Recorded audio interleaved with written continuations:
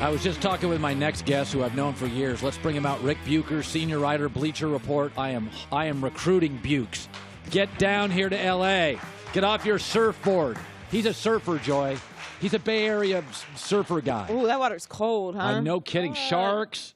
There are definitely sharks in that water. Great white sharks down there. You know what they say? What? You have a better chance of getting hit by lightning than getting eaten by a shark. Yeah, but both are awful. So let's just not risk it with either. How about that? I'm not on the top of the mountain in a lightning storm doing this. You're out there with great whites on a board. Like, I feel like if you walk around just in life, you have a chance of getting struck by lightning. But if I don't get in the ocean, there is no chance I get eaten by a shark. That's a very good point. Hey, listen, I'm listening to radio in the last couple of days, you guys. Everybody's freaking out. God, the NBA, nobody talks baseball. I can't figure these people out.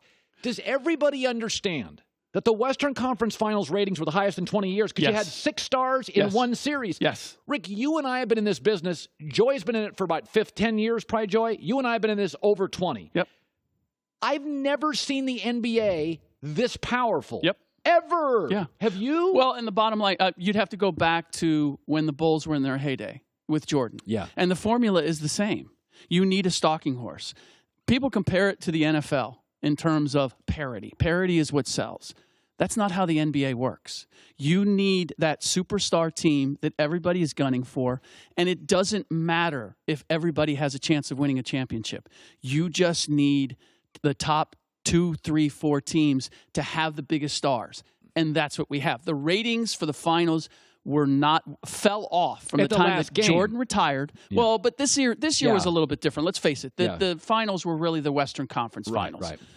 Nonetheless, the numbers say that the ratings were not as high until the Warriors and the Cavs began their run against each other.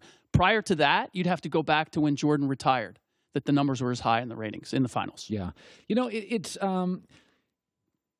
funny. People freaked out about the DeMarcus Cousins signing. I mean, I had friends texting me, like, this is bad for the NBA. And I'm like, dude, he tore his Achilles. He's almost 300 pounds. Like, he's not going to be the same player. Exactly. No player ever has. If you look at this injury has ended careers. Ended him. Chauncey Billups effectively ended his career. Anderson Varejao, Mehmet Okur. You could, okay, so those guys were in their 30s. But you look at Elton Brand. Elton Brand was a 2-time All-Star. Never the same player. Double machine. He played 9 more seasons. He was never the same player. And you're not going to get him until February. So you look at all of this. I'm the same way. When I first saw it, when somebody texted me, I was asking him about, with Rondo going to the Lakers, what does this mean about Cousins? And they go, Warriors. I go, what? Like, it just caught me off guard. And you didn't love it. And I still say that there are as many question marks. First of all, you're not going to see him until January or February. By the way, earliest January. A lot of people suspect it's March. Very possible. Okay, so now, and we saw with the Cavs, you got to work guys in at the trade deadline. What's that going to be like? They're going to try to convince him, you should come off the bench. You should lead our second unit. This is a guy who's going to be on a 1-year, $5.3 million deal. Trying to prove stuff. Trying to prove that he deserves a max deal still. Are you going to be willing to come off the bench and play the role that they want you to play with that in the back of your mind? And by the way, this is not a tryout for the Warriors. The Warriors do not have the wherewithal to re-sign him. So he's basically trying to present himself to he's auditioning for every other team in the league. By the way, the Pelicans, you can argue, don't sweep Portland with him. They were very good without him. I actually think, Rick, Rondo to the Lakers, Rondo had a good postseason. Rondo is a little bit what the passive-aggressive Lonzo isn't. He's a dog. For sure. I think, like, I saw all these moves yesterday in L.A., and people are like, oh, this is a barnyard musical. I'm like, actually, Rondo and Lonzo, I'm like, I like Rondo to the Lakers.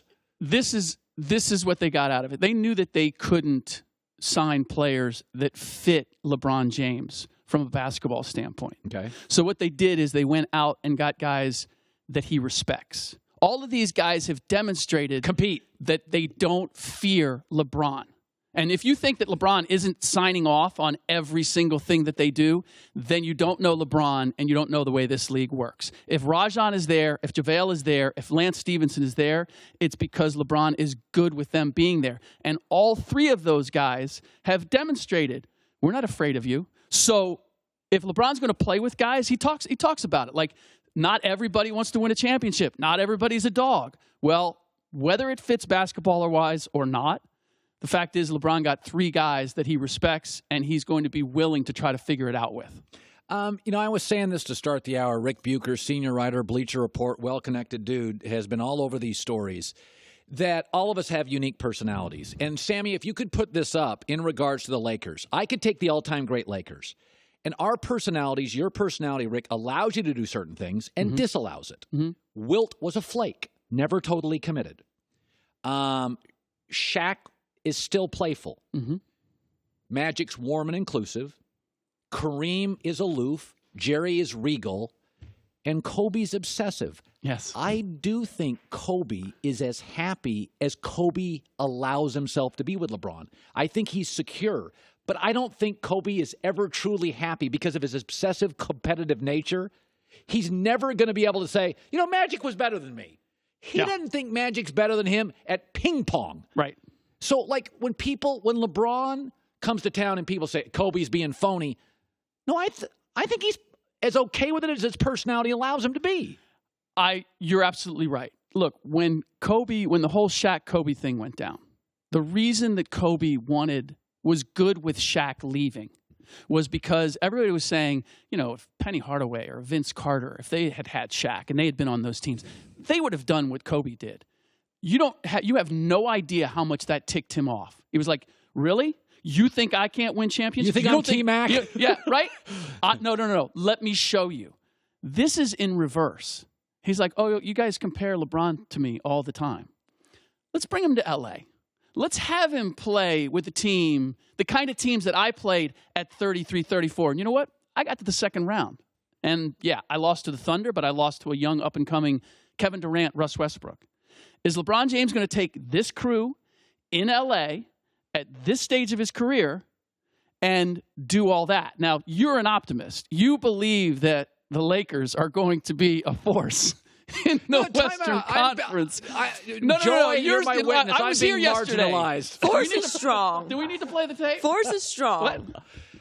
You said 51 wins, right? I think they're a 50-win team this year, largely due to the dysfunction with Kawhi in San Antonio and Golden State and Houston resting veteran players in the regular season.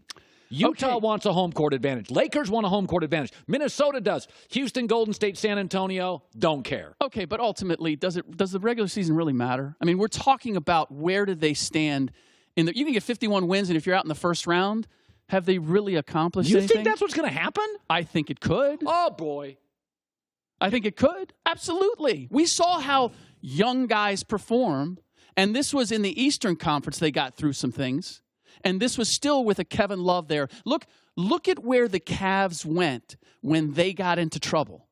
They went to the veterans. They went to J.R. Smith. They went to Tristan Thompson. They went to the guys that LeBron could trust. Who are the veterans? I mean, they may unearth Luol Deng and bring him back because at least that's a veteran that LeBron James may actually trust when it comes to the most important part of the season. As a guy who covers this league, does LeBron to the Lakers make you happy? How do you view it? Macro, how do you view it? It makes me happy because it's something new. That's what I say. I was over Cleveland. Yes. Oh, absolutely. Bored. Absolutely. And I really want to see him. I want to see him in the Kobe shoes. I know it's different, but still, like playing in LA, playing for the Lakers, carrying that mantle. He went back to Cleveland. There's no pressure there. He wanted to bring them a championship. But if he didn't, he was just being a long line of guys who hadn't won a championship in Cleveland. With the Lakers, it's different. You've already bought into it. You've bought into it. Like, oh, he's with the Lakers. It's LeBron. Here we go. Where are we going? I don't think we're going anywhere. But the expectation is he's bringing back the glory days. Yeah. When do you think the Kawhi thing gets done? If he goes to Philadelphia, I think it's sooner than later. Well, you cannot build a trusting relationship in 3 months with Kawhi Leonard's personality. Yeah. The reason Paul stayed in OKC is they loved him for a year. Mm-hmm. You can't make that move in February. No, but I believe that San Antonio, in order to regain sort of the leverage here, I think people are looking at this a little different, in that the longer it goes, the less leverage they have. I think so. It really depends on. Well, it depends on how things go with Kawhi. Like this idea that he's going to sit out the year, like he's threatening that. First of all, that would throw water on the whole idea that the reason that he didn't play this past season was because of the injury. You're immediately, if he's sitting out and not playing this year, you're going to go, oh, you know what? He did that because he was unhappy, not because he was hurt. Right. Well, that changes the whole perception of Kawhi Leonard. He can't afford to do that. And by the way, he's going to be an unrestricted free agent. You're going to go 2 years without playing and then hit the open market? I don't think so. I don't know. I mean, there's a lot of faith in what Kawhi Leonard is. I don't think you can sit out 2 years just as an athlete and sit out 2 years and then expect to come back and not have people have questions. I think the Spurs are leaking stories. Celtics, Sixers, a lot of interest. Danny Ainge won't give up second-round draft picks. He won't. You think he's giving up Jason Tatum? He has this image of being, some people call him Trader Dan. Look at his history. He doesn't do crazy things. He and Daryl Morey always have their name out there. They're always interested. But what they actually offer is completely different. He doesn't make crazy deals. Ever. He struggles. He wants to win deals. Every time. Every time. So if you're getting Kawhi, you're going to have to give up Kyrie. He won't. Nope. Tatum. He won't. Well, here's the other part, too. 30 seconds. Yeah. Here's the other part that people haven't considered. Are you really going to acquire Kawhi Leonard, Kyrie Irving, and Gordon Hayward coming off of his injury? You're going to build around 3 injury-prone guys? Wow, that's a great point. That's why I'm here. That is I had never even thought of that. I may have to use you more regularly. I never even thought of that. My giant brain usually figures that crap out in the meeting in the morning. Ric Bucher's awesome. Hi, everybody. Thanks for watching. Subscribe here to get the latest from the show. Also, be sure to check out more of the best clips from The Herd or go watch a few segments from other shows on FS1.